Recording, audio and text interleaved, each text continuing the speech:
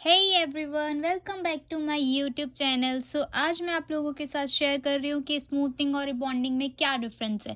बहुत लोगों को लगता है कि रिबॉन्डिंग और स्मूथनिंग अलग अलग है, तो मैं आप लोगों को बता दूँ कि रिबॉन्डिंग और स्मूथनिंग एक ही चीज़ है, एक ही प्रोडक्ट होता है, कोई इनका प्रोडक्ट अलग अलग नहीं होता है।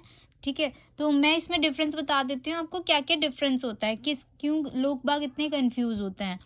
तो जो हमारी हेयर रिबॉन्डिंग है, रिबॉन्डिंग में जो हमारा होता है हेयर का स्ट्रेट जो होते हैं वो हमारे रिबॉन्डिंग में 100% स्ट्रेट हो जाते हैं, और इसका जो वॉल्यूम रहता है इन बालों का वो फ्लैट रहता है और दिखने में कैसा लुक रहता है, वो एक आर्टिफिशियल लुक देता है, बिल्कुल फोकल स्ट्रेट हो जाते हैं उस पर हमारे बाल। जो हमारी स्मूथनिंग है, स्मूथनिंग में हमारे जो बाल जो होते हैं स्ट्रेट होते हैं वो 80 to 85% होते हैं, पूरे 100% स्ट्रेट नहीं होते हैं इसमें। ठीक है, और इसमें जो बालों का वॉल्यूम रहता है ये एक नेचुरल लुक देता है। ठीक है, बिल्कुल भी जो आर्ट लुक देता है वो भी आर्टिफिशियल नहीं देता है, बहुत नेचुरल लुक देता है। ठीक है, तो आप लोगों को समझ आ गया होगा कि स्मूथनिंग और रिबॉन्डिंग में क्या डिफरेंसेस है। ठीक है, इसमें हमारा आपका 100% स्ट्रेट होता है पूरा हेयर। ठीक है, इसमें हमारा 80 to 85% होता है स्ट्रेट। ठीक है, क्रीम एक ही है, प्रोडक्ट एक ही है, कोई भी अलग नहीं होता है, बस करने का थोड़ा तरीका अलग हो जाता है, बाकी प्रोडक्ट वगैरह सब एक ही होता है। अब हमारे जो हेयर का टेक्सचर होता है, सेकंड हमारे हेयर के जो टेक्सचर होते हैं वो 5 टाइप्स के हेयर टेक्सचर होते हैं। फर्स्ट होता है हमारा एक लाइट वेव। लाइट वेव में क्या होता है, हमारे एक बाल स्ट्रेट रहता है, कहीं कहीं से बस हल्का सा उसमें वेव रहता है, तो हम उसको बोलते हैं लाइट वेव। अब सेकंड हमारा आता है एस वेव। एस वेव में क्या होता है, हमारे बाल ऐसे इस टाइप से बने हुए होते हैं, ऐसे एस की तरह, तो इसलिए हम उसको बोलते हैं एस वेव। थर्ड आता है हमारा कर्व होता है। कर्व में हमारे बाल इस तरीके से बने होते हैं, ऐसे जैसे मैंने इसमें बनाया हुआ है। ठीक है, फिर उसके बाद फोर्थ आता है हमारा सैमी मैगी गर्ल्स। उसमें क्या होता है, हमारे कर्ल्स जो है थोड़े से और ज़्यादा श्रिंक हुए होते हैं, मतलब और पास पास होते हैं। ठीक है, फोर्थ होता है, फोर्थ हमारा बहुत ज़्यादा एक्सट्रीम लेवल पे बहुत ज़्यादा कर्ल बने हुए होते हैं, ऐसे बिल्कुल उनको बोलते हैं मैगी की तरह, तो वो मैगी कर्ल्स होते हैं। तो जो ये सैमी मैगी कर्ल्स और मैगी कर्ल्स होते हैं, इन बालों पे हम क्या सजेस्ट करते हैं क्लाइंट को, इन पे हम क्लाइंट को रिबॉन्डिंग सजेस्ट करेंगे, इन पे हम क्लाइंट को स्मूथनिंग सजेस्ट नहीं करेंगे। और जो ये हमारे स्टार्टिंग के 3 हैं टेक्सचर, इन पे हम स्मूथनिंग सजेस्ट करेंगे क्लाइंट को, उन पे हम रिबॉन्डिंग नहीं करेंगे, क्योंकि उनका ऑलरेडी बाल इतना ज़्यादा मतलब कर्ल नहीं है, तो वो इससे स्मूथनिंग से स्ट्रेट हो जाएगा उनका बाल। फिर आता है हमारा कंसल्टेशन। क्लाइंट से कंसल्टेशन करना बहुत ज़्यादा ज़रूरी रहता है। अगर आप कंसल्टेशन नहीं करते हो तो आपका जो मतलब काम में जो आप चाहते हो अच्छा अच्छा वर्क आए, क्योंकि आप अगर क्लाइंट से कंसल्टेशन नहीं करोगे तो आप कुछ भी प्रोडक्ट उनके ऊपर अप्लाई कर दोगे, तो वो चीज़ बिल्कुल गलत है।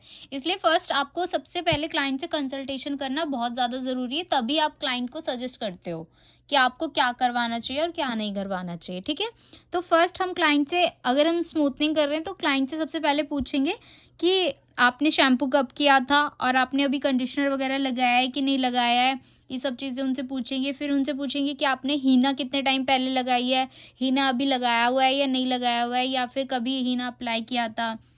ठीक है, फोर्थ आता है हमारा, हीना होती है मेहंदी हमारी। फोर्थ आता है हमारा कलर। कलर अब मार्केट में हमारे बहुत टाइप के कलर होते हैं। ठीक है, मेटेलिक डाई कलर होते हैं, जो वो हमारे मतलब 20-25 रुपए के आई थिंक पाउचेस में होते हैं, उनको हम बोलते हैं मेटेलिक डाई कलर। ठीक है, बाकी हमारे एक बॉक्स वाले भी आते हैं, वो होते हैं लॉरियल और गार्नियर स्टिक्स वगैरह के, आपने सुना होगा, बॉक्स में आते हैं ये अप्रॉक्स 600-700 या फिर इस रेंज के अंदर में जो आते हैं उनको बोलते हैं हम वो होते हैं हमारे लॉरियल और गार्नियर वाले कलर, वो कास्टिक कलर होते हैं हमारे। तो क्लाइंट से हम वो भी पूछेंगे कि आपने कास्टिक कलर वगैरह यूज़ किया है कभी कि नहीं किया है। ठीक है, फिर हमारे आता है हीना डाई। अब मेहंदी में भी कई बार मार्केट में बहुत सारी चीज़ें चल रही हैं कि मेहंदी वाला कलर भी होता है, तो वो भी डाई में ही आता है। ठीक है, तो ये सब चीज़ें क्लाइंट से कंसल्टेशन कर लेनी है, उसी के बाद आप क्लाइंट को सजेस्ट करोगे कि आपको क्या कराना है बालों में और आप किस तरीके से उस पर वर्क करोगे। ठीक है, तो ये फिर अब हम जानते हैं, अब हमारे बालों के बालों में बाल मतलब हम उनके बाल चेक करेंगे क्लाइंट का आफ्टर कंसल्टेशन, कि उनके बाल का मतलब दिखने में कैसा है। तो बाल हमारे एक होता है पोरस, नॉन पोरस और एक फाइन मीडियम। तो पोरस वाले उसमें क्या रहता है, हमारे पोरस वाले में जो हेयर होते हैं बहुत ज़्यादा ना मतलब डैमेज हो रखे होते हैं, स्प्लिट एंड से भरे हुए होते हैं, मतलब बहुत ज़्यादा और ड्राइनेस रहती है, रफनेस रहती है, तो उसमें उसको हम पोरस बोलते हैं। अब नॉन पोरस में क्या होता है, इसमें ड्राई, डैमेज, फ्रीजी वगैरह कम रहती है पोरस के अकॉर्डिंग, और स्प्लिट एंड्स वगैरह भी बहुत कम रहते हैं, मतलब जैसे नॉर्मल रहते हैं थोड़े बहुत, इतना ज़्यादा नहीं होते हैं, ठीक है। और फाइन मीडियम क्या होता है, फाइन मीडियम में क्या होता है, हमारे बालों में स्प्लिट एंड्स वगैरह नहीं होती है, बस हल्की सी रफनेस रहती है, ठीक है। हो शायद आपको समझ आ गया हो कि क्या क्या चीज़ें होती हैं। अब हमारे बालों की 3 लेयर्स होती हैं, ठीक है। फर्स्ट लेयर होती है हमारी क्यूटिकल लेयर। सेकंड, आप अगर केमिकल वर्क कर रहे हो तो आपको ये सब चीज़ें नॉलेज होना बहुत ज़्यादा ज़रूरी है। अगर ये नॉलेज नहीं रहेगी तो आप क्लाइंट पे काम कर ही नहीं सकते हो, तो इसलिए आपको पहले पता होना ज़रूरी है, ठीक है। ये हेयर साइंस होती है, आपको हेयर साइंस पढ़ना बहुत ज़्यादा ज़रूरी है, नहीं तो आप क्लाइंट को कुछ भी ऐसे सजेस्ट नहीं कर सकते हो, ठीक है, और ऐसे आप भी काम नहीं कर सकते हो। तो फर्स्ट ऑफ ऑल मैं बता रही थी हमारे हेयर की जो हेयर का होता है, एक हेयर होता है उसमें 3 लेयर्स होती हैं। तो फर्स्ट जो होते हैं हमारी, वो होती है हमारी क्यूटिकल लेयर, ठीक है। सेकेंड लेयर होती है हमारी कॉर्टेक्स लेयर, थर्ड होती है मॉड्यूला, ठीक है। 3 लेयर होती है। अब मैं इनका काम बता देती हूँ। जो क्यूटिकल लेयर होती है, ये हमारी लेयर होती है बालों की सबसे ऊपर वाली लेयर, जिस पे हम शैम्पू, कंडीशनर वगैरह लगाते हैं, शैम्पू करते हैं तो ये, या फिर प्रेसिंग करते हैं, कुछ भी करते हैं हम, कर्ल्स वगैरह करते हैं हम टेम्परेरी, तो ये हमारी क्यूटिकल लेयर जो होती है ओपन हो जाती है, ठीक है। ये बहुत पतली सी होती है, ये हमारे शैम्पू करने से भी ओपन हो जाती है। तो इसी को क्लोज करने के लिए हम मतलब आफ्टर शैम्पू हमें कंडीशनर करना ज़रूरी होता है, जिससे कि ये क्लोज हो जाए, ठीक है। ये पानी से वॉश करने के बाद ऑटोमेटिकली बंद क्लोज हो जाती है।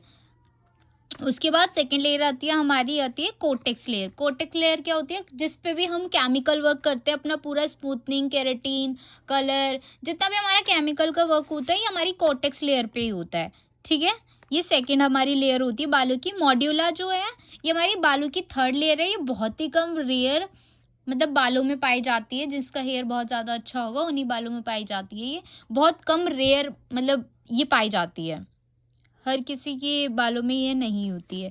फिर उसके बाद आपने सब क्लाइंट से सब चीज़ें आपने देख ली है कि कैसा हेयर है, क्लाइंट से कंसल्टेशन कर ली है। उसके बाद आता है फिर प्रोडक्ट, आप उनको क्या लगाने वाले हो।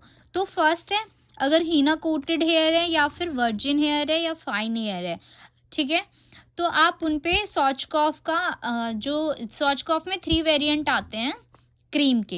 एक होता है 0 नंबर, एक होता है 1 नंबर, एक होता है 2 नंबर, ठीक है। तो तीनों वेरिएंट में से आप जो हीना कोटेड वाले या वर्जिन हेयर है, फाइन हेयर है, मतलब फाइन हेयर बहुत थिक हेयर है और मोटा बाल है, अच्छा बाल है, तो आप उस पर क्लाइंट को क्या सजेस्ट करोगे, 0 नंबर की क्रीम दोगे। अगर उसने कोई भी काम नहीं करा रखा है, हीना वाले हेयर पे भी अगर आप देते हो तो क्लाइंट को 0 नंबर दोगे, क्योंकि हीना जो होती है हमारी मेहंदी होती है, बालों के ऊपर कोटिंग बना लेती है, तो कोटिंग बनाने की वजह से हमारे बाल थोड़ा थिक हो जाता है, मोटा हो जाता है, इस वजह से हमें 0 नंबर यूज़ करना है। देन उसके बाद जो हमारा फर्स्ट नंबर और सेकंड नंबर आता है सॉचकॉफ का, वो हम तब यूज़ करते हैं, उस कंडीशनर पे यूज़ करते हैं अगर क्लाइंट ने पहले से स्मूथनिंग कराई हुई है, ठीक है, बालों का टेक्सचर वगैरह बहुत सही है, तो हम उन पे, या फिर कलर करा रखा है, कलर वगैरह करा रखा है बालों में, तो हम उन पे 1 नंबर स्मूथनिंग क्रीम अप्लाई करेंगे, ठीक है। और अगर जो सेकंड नंबर आती है, वो आती है हमारी जो प्री लाइटिंग वाले हेयर कलर होते हैं, या फिर बहुत ज़्यादा बाल बहुत ज़्यादा ड्राई हो गए हैं कलर की वजह से, प्री लाइट करा रखी है, ब्लीच करा रखी है, ब्लॉन्डर वगैरह यूज़ कर रखा है, तो उन हेयर पे हमेशा हम जो काम करते हैं वो 2 नंबर से करते हैं, और बिफोर हमें काम करने से पहले और उस बालों पे बूस्टर अप्लाई कर लेना होता है, जिससे कि हमारे बाल थोड़े सिक्योर हो जाएं, ठीक है। तो ये थी हमारी स्मूथनिंग और रिबॉन्डिंग की थ्योरी, ठीक है। ये सारी थ्योरी थी, शायद आपको अच्छे से समझ आ गई हो, जो मैंने आपको सब चीज़ें अच्छे से समझाया है, ठीक है। अगर वीडियो अच्छी लगी हो मेरी, तो लाइक, शेयर, सब्सक्राइब करना बिल्कुल मत भूलना।